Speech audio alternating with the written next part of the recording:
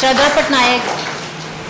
She will speak on case of bilateral CSR following 3 months imatinib therapy for chronic myeloid leukemia.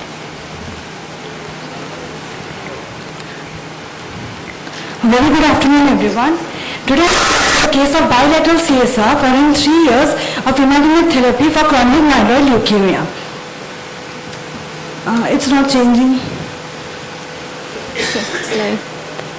यहाँ पे 5 minutes show हो रहा है. The slide is not moving. हाँ, now. So we have a 42-year-old male known case of chronic myeloid leukemia for the last 4 years. He has been on imatinib therapy 400 milligram once daily for 3.5 years.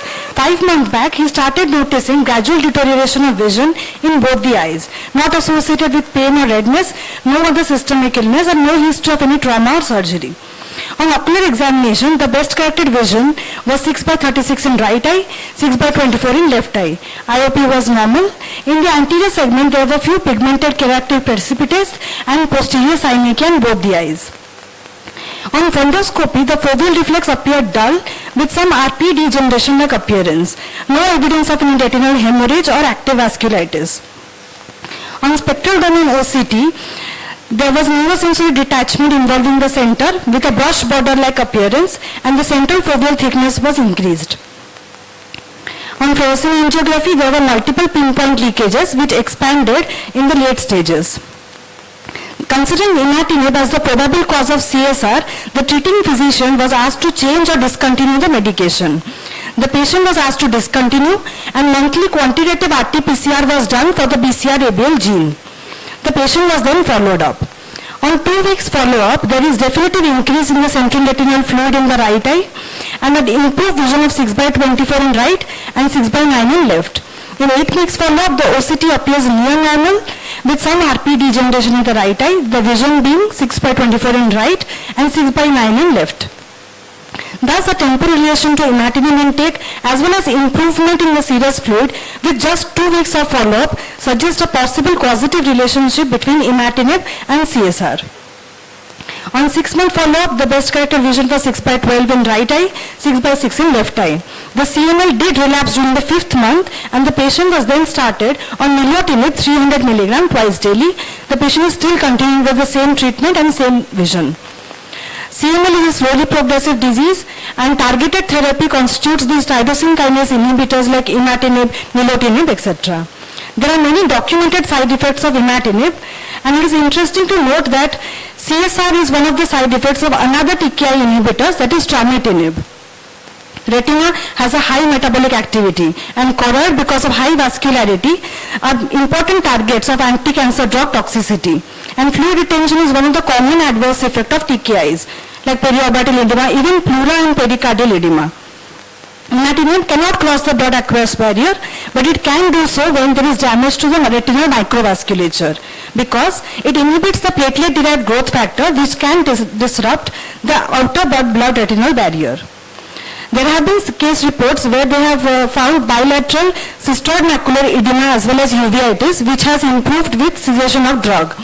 Gorglas et al. Also reported a case of bilateral cystoid macular edema. In 2020, Mishra et al. Found a case of unilateral CSR, which they had treated with focal laser.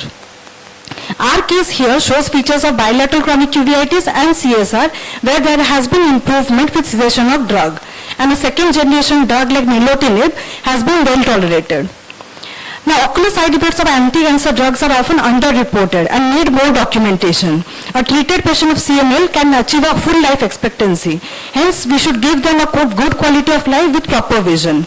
And we have moved on newer generation of drugs, newer treatment modalities, so we must choose what is best with the least side effect. Thank you.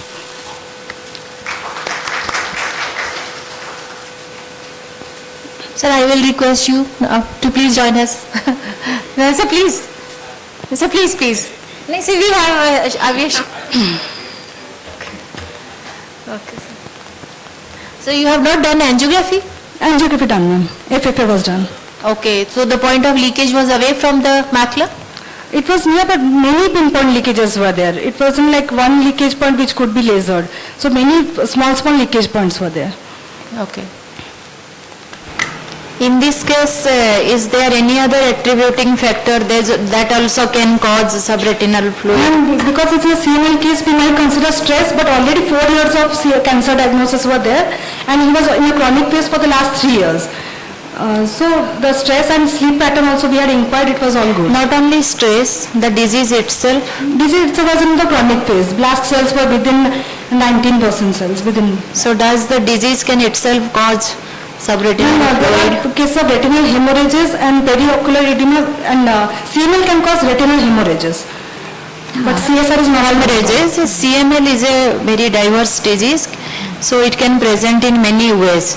So even subretinal fluid, one of your answer to your questions, paraproteinemia, CML leukemia, these also can present with subretinal fluid.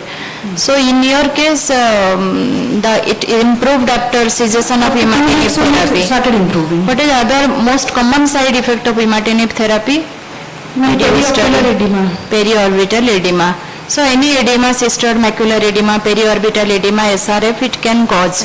But the disease can itself also sometimes present, which is very difficult to resolve because paraproteinemia no such treatment.